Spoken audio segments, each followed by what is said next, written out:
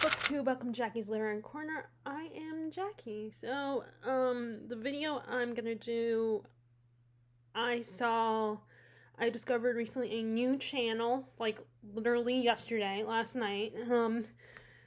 They are, I believe, a French booktuber, and forgive me because I've never studied French, so I don't know how to say these words, but, I think their channel is called Cafe Livre. I think that's how you say it. I did a Google just so I could sort of make an attempt to say it correctly, but I probably didn't.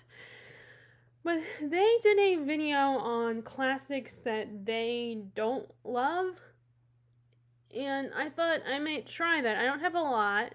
I am a little apprehensive because I know how passionate people can get when it's something that they like, and if you happen to be not like something that they like, they can feel protective of that work and I know some people use the excuse of, I mean, I've felt this way too, of, oh, you just don't understand it.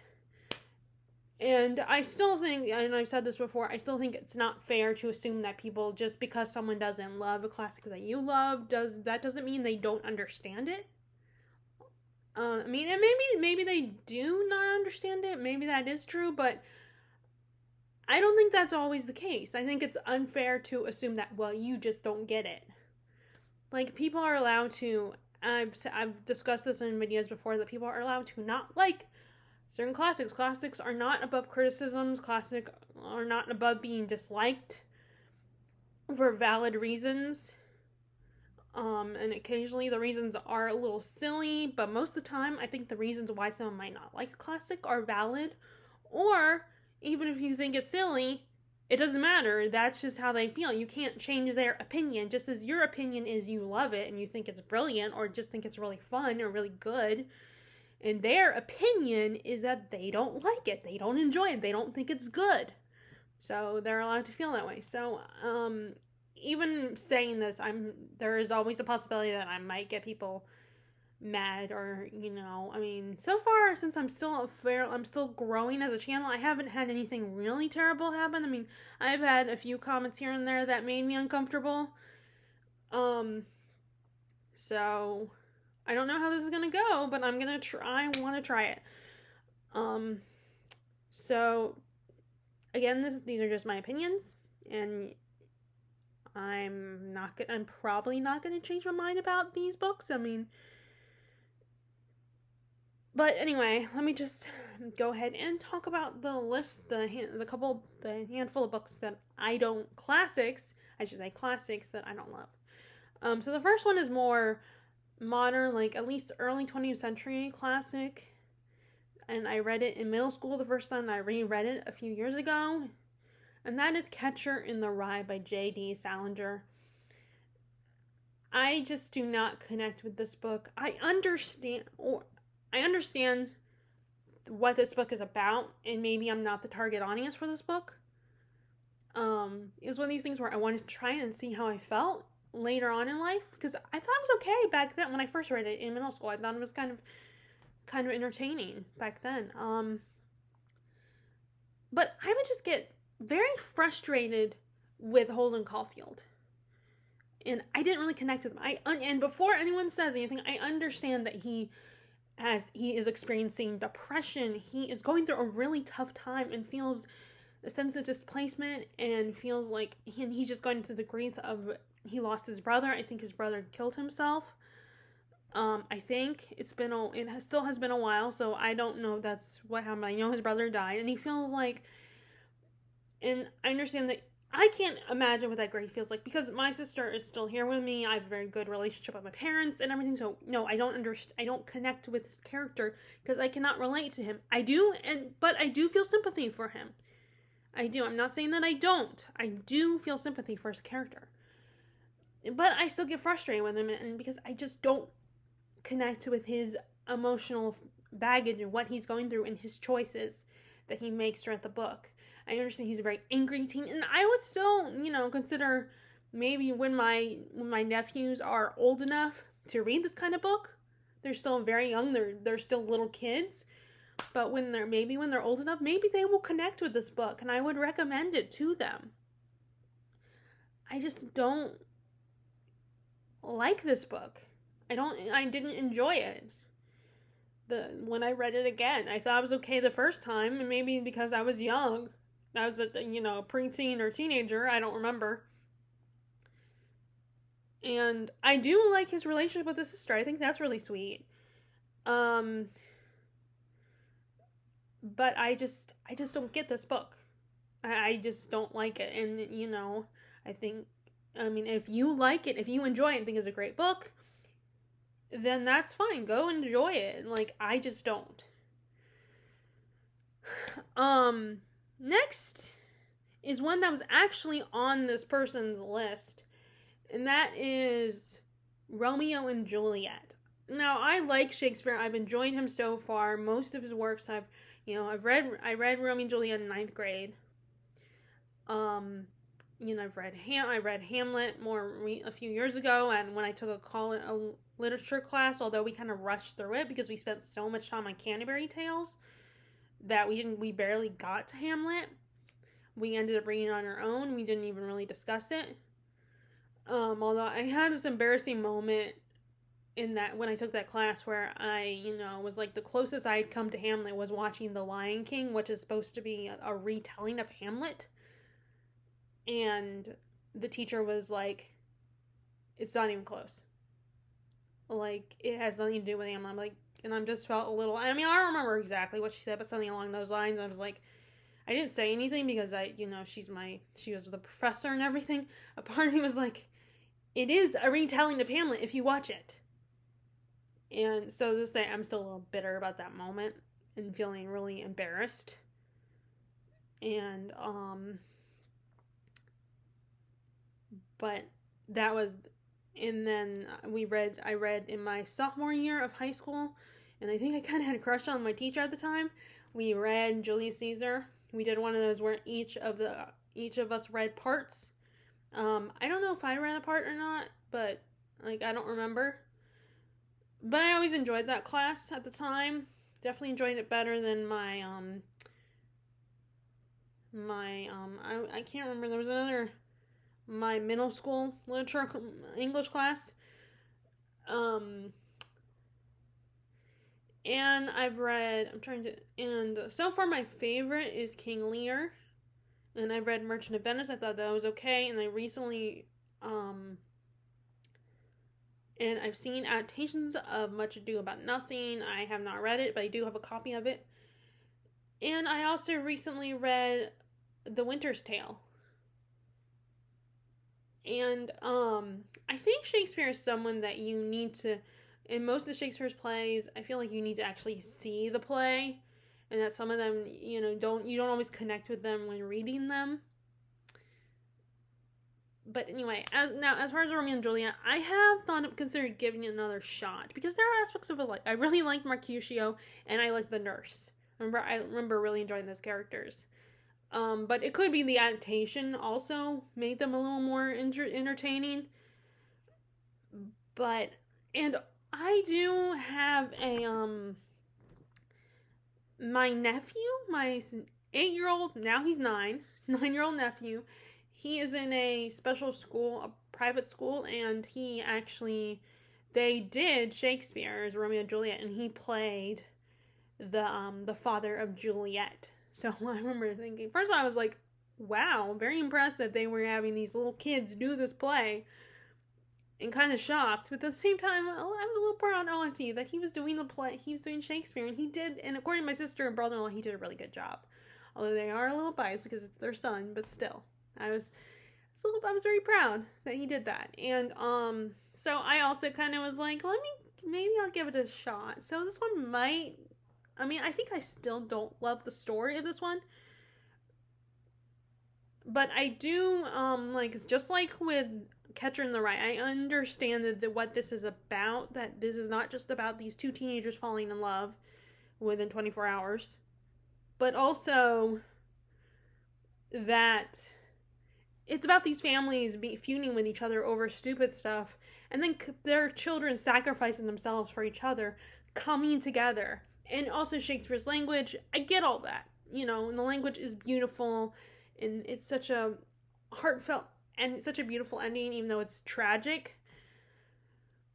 But I just cannot get behind the romance.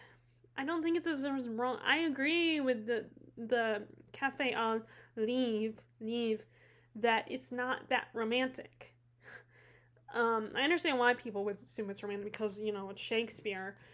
But it's two teenagers. Like, he was first obsessing over getting rejected by Rosalind, and then all of a sudden, he sees the beautiful Juliet, and it's like love at first sight, or more like lust at first sight.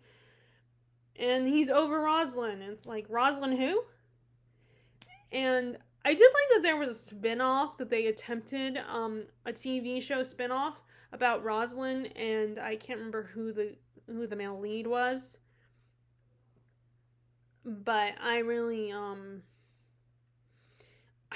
thought that had a lot of potential, but it got canceled. It only lasted one season, so that was disappointing. But I feel like watching it, it had potential to be really good.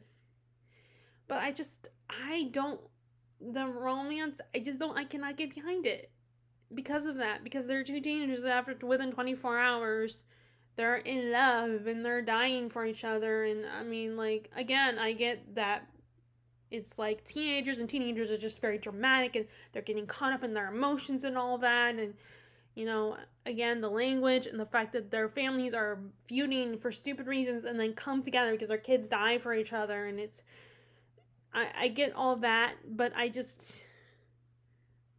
don't connect with the story. I don't connect with this one either. Sorry. I just don't. Okay, so next is... This is more of a recent one, and this is probably an even more modern classic. I feel like it's a new classic, because it came out, well, it might have come out like I can't remember, I think it came out in the 50s. And it is sad, the story behind it, that the author didn't realize until it was too late how people actually enjoyed this book. You didn't get to see the praise of the book, because there are a lot of people who love this book. That is Confederacy of Dunces. And me and satire, especially, like, I think I'm better with humor and satire if I'm actually watching a movie or TV show with it.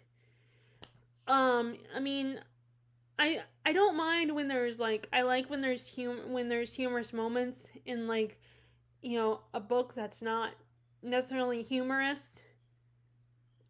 Like, it's an epic fantasy or something, but there's humorous moments because people can be funny, people can be sarcastic, people can find themselves in silly situations, or it can be awkward. Like, there's a scene in Twilight that I always think is really amusing. It's done differently in the movie, I think. Like, it's a little differently in the movie, obviously, but I think in the book, she's like, when Edward and Jacob are butting heads because they're both in love with Bella, and all fighting over how they're gonna protect her, and she, you know, they're getting all macho and pounding their chest and all that, and I mean, they're not doing that, but you know what I mean. And, you know, they're like, you know, Edward's like, but I am a vampire, and Jacob's like, but I am a werewolf, and she's like, yeah, and I'm a Virgo. That part, I think that's how it was in the book, and then in the movie she says, I'm Switzerland. And I thought both versions are really funny. So I like humor in a book, but when it's like basically the whole book is meant to be funny, like, I don't see myself getting into Terry Pratchett. Like, I mean, you know, maybe I could try, but I would, you know, laugh at, like, a movie, if it's in a movie adaptation, because I feel like humor is more of a visual thing, and, you know, how someone says something, and, like, hearing someone say a line, or seeing their physical reaction to it or something, like, that's what makes it funny. But just reading in a book, I mean, yeah, you can use your imagination, of course, but it's just not as funny. And this is supposed to be, it's a satire, and it's supposed to be funny, and this character the character of Ignatius just frustrated me and got on my nerves. He kind of annoyed me. And with his pompousness and his arrogance and thinking he's better than everybody else, and just not getting a clue and not realizing he's a whiny little idiot, I spent more time being annoyed with him than being able to laugh about it and not take it so seriously. Like, if I was watching it, if there was a movie adaptation, then maybe I would be more chill about it and see the funniness, but just reading and being inside his head throughout the whole book just drove me crazy. And I understand it was meant to be funny, and you were meant to recognize how much of a buffoon he was, but it's just, I just got more annoyed than anything. And maybe it's just not for me. Satire is just not for me. And like I said, I prefer when I'm watching a movie where a character, seeing a character act like an idiot and seeing people react instead of just reading someone describing it. So yeah, I didn't get, the only reason I read this book was it was on the Rory Gilmore reading list. And granted, she is a fictional character, but it was one of these, it's a book that they said supposedly she had read, and I think she mentions it in a bit of dialogue. I think. There's a lot of books on that list that supposedly she has read, and obviously she hasn't. They might have just picked random books that she might read, or like there are also books that other characters have mentioned, but not necessarily that she's read, or it's, and she's a fictional character, so, but it's kind of fun to try to read some of the books that she supposedly has read. So I wanted to try it, and I tried it, and, it's not a hard read. It's just, like I said, the character is really annoying, and I just couldn't get into his character, and I couldn't get past his idiocy. Like, I get that was supposed to be like that. You're supposed to laugh at him, but, like, I just got more frustrated and annoyed by him. Okay, so the last book I have on here, George Orwell's 1984. I prefer George Orwell's Animal Farm. I got into that more, which it's funny because I think that is also meant to be a satire, but I kind of like that more. I could get into that one more, and maybe because it wasn't that long, and it helped that it was basically farm animals, getting into politics and all that. That's what made it funny. Like, I don't know, I was able to appreciate that one and see the humor of that one, of Animal Farm, rather than Confederacy of Dunces. But back to 1984. So this is the dystopian classic. So I know this isn't a dystopian. It's meant to show that the government has taken over, and they're taking away individuality and creativity, and people are just like, it's like meant to be everybody's the same and all that. I understand that. But unfortunately, I hate to use the B word, but I was bored with this book. I cannot get into it. I think because I'm so in defense of this book, maybe I'm just so used to books like Hunger Games that I need more action. I need the characters to be doing a lot more and really doing a lot more rebelling and, a lot more action. And this is basically like little things that characters were doing Winston was doing, and it was mostly him and his relationship with Julia. And you know what? Maybe I would like the book Julia, which is the 1984 is from her perspective, I think. So I'm not above trying that one. Maybe I would like it better. And the part when he's reading the book was very tedious, and it was explaining this world and how the government thinks, I think, if I remember correctly. I couldn't get in. I was like, I don't mind when there's excerpts from a book being read an excerpt from a book in a book. Like, I don't mind that. Sometimes that can be really intriguing, but in this case it wasn't. And like I said, I get the point of the story, that it's like these people, it's a dystopian world. These people have been taken away their individuality, their creativity. They're mindless zombies in a way. They're always being watched by the government, so they can't just have fun. They have to, everyone does the same thing, and I understand that that's the point of the book. And like I said, I was bored. I couldn't get into this book. Like, I prefer an Animal Farm over this one. So those are some of the classics I just don't love. I just can't get into. Like, I read them and I just didn't connect with them. and you can like still believe that, oh, I just don't get it, even though I just explained that I get it. I get the point of these books, their messages and everything, and why people enjoy them. You know, like Catcher in the Rye, where teenagers kind of understand that angst and that feeling of like feeling lost in the world, and you've lost someone very important to you, and just like feeling very alone and vulnerable, and you know, and a lot of people say Holden is phony himself, and he can't look in the, and maybe he can't look in the mirror, and really, so he judges everybody else. I get Romeo and Juliet is supposed to be romantic, and two teenagers falling in love, and it's very dramatic, and they bring their families together. And Confederacy of Dunces is a satire, it's supposed to laugh at the Ignatius's idiocy and his arrogance, and in the 1984, it's a dystopian where these people have lost their individuality. Like, I get those messages, but they just weren't messages for me. And I hope people understand that and won't, like, judge me for not liking these books. You know, I just wanted to try this. I wanted to see, are there any books that, any classics that you just don't love, that, you know, whether they're ones that everybody loves or they're just classics you don't like, and they're not necessarily popular ones, but you just happen to not like them. I would love to know what those classics are. And if you like this video, be sure to give it a thumbs up, click subscribe. If you haven't, click the bell notification button below if you want to be notified about my latest videos. And I hope you're enjoying whatever you're reading. And I will talk to y'all later. Alright, bye!